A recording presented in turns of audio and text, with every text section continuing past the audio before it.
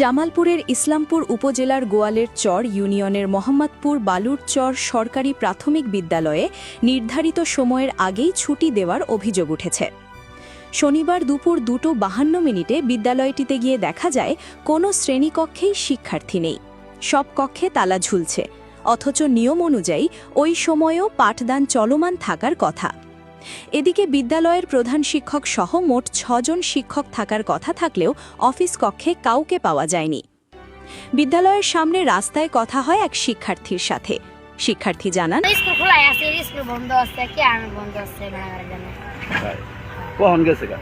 এই যে কথা না গেছে 2 মিনিট হলো। আচ্ছা।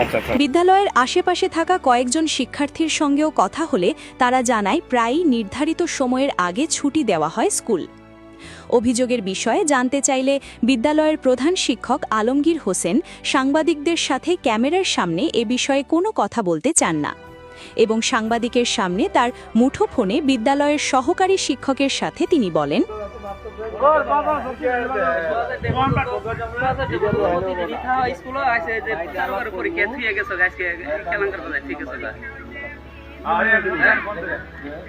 ওটাই তো বললাম চারুকার পরীক্ষা তাড়াতাড়ি সোসাইটি বলতে প্রতিদিনই থাই হারে আজকে ই করতো চারুকার পরীক্ষা আগে গেলে গা এটা হলো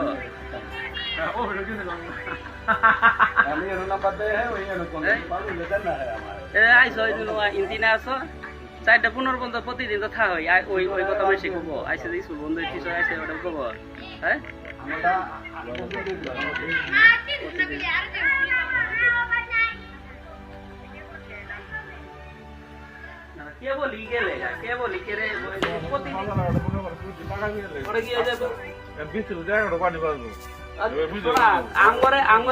এ বিষয়ে উপজেলা প্রাথমিক শিক্ষা অফিসার জাহানারা খাতুন বলেন, বিষয়টি তদন্ত করে দেখা হবে।